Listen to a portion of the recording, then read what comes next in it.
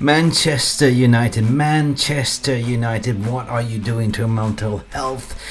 It's never easy to be a Manchester United supporter, but today we are happy, and today we're celebrating massive 3 points. It wasn't pretty. No, it wasn't. But football, sometimes it's not always pretty. Playing silky football, sometimes you have to play scruffy games and get those 1-0 victories. Playing away at Craven Cottage, by the way, historically speaking, have never been, when both teams meet at Craven Cottage, a high-scoring game. It's always been a draw or a 1-0 to Manchester United, and history repeats itself. Did we deserve this win? Yes, I believe so. Did we get done dirty by VR again? 100% we did. You know, even Ten Hag didn't understand it. Even Ten Hag went on the fourth official run. Frustrating. What now? What possibly do you have against this VR? You know, every time there's a goal, there's always a check, and they realize, okay, oh yeah, check the spreadsheet. Manchester United didn't pay the money to PGOL. They didn't pay the tax, so cough off the goal, please. Chalk it off. Thank you. Anyway, the first half for me was sleepy. It was a compromise, because if I go back to Ten Hag's initial press conference, he was saying that there's going to be some changes. So what did he do? According to my opinion, he sacrifices the speed in order to, you know, solidify that defense. Lately we've been leaking a lot of goals and scoring. Let me do the calculation. 6-0 in aggregate. That means Newcastle and Manchester City 6 and scoring 0.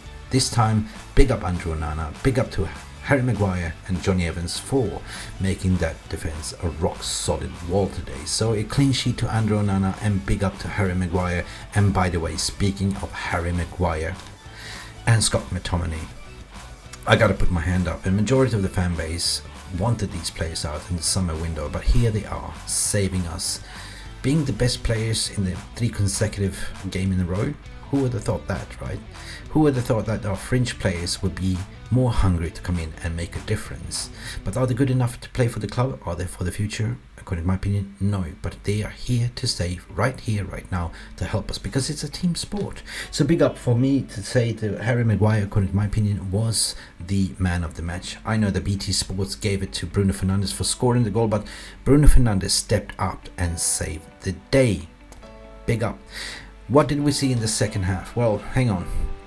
I believe that we were afraid in the first half. I believe that we were lack of confidence. So we played a little bit of a slower football, and we were afraid to get caught in the counter. Who can blame them? Like, you've been burned twice by leaking out goals, you know, by being open in the back line. Today was something different. Johnny Evans didn't put 1 foot wrong. Maguire didn't put 1 foot wrong. I would say that Aaron Wan-Bissaka was fantastic in terms of the stats. Dalot was doing Dalot things. Midfield, Ericsson would look a little bit leggy. Ericsson for me is not a player that you will play 90 minutes, and same with Scott McTominay.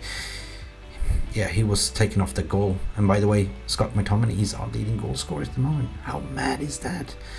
Some people were saying to me in the post-match reaction show that, you know what, Harry Maguire is definitely worth 80 million in the January market now, so he's playing up himself for a sale. Funny we should say that. But anyway, second half, we got to talk about Anthony Dos Santos. For me, absolutely atrocious. 100 million worth. You know, this is the season when you judge, you know. Okay, first season you can give him, you know, a little bit of a slack and better period. This season alone, I can understand the mental health issues with all this allegation coming back to this team right now, but he doesn't look at the races, so why play him?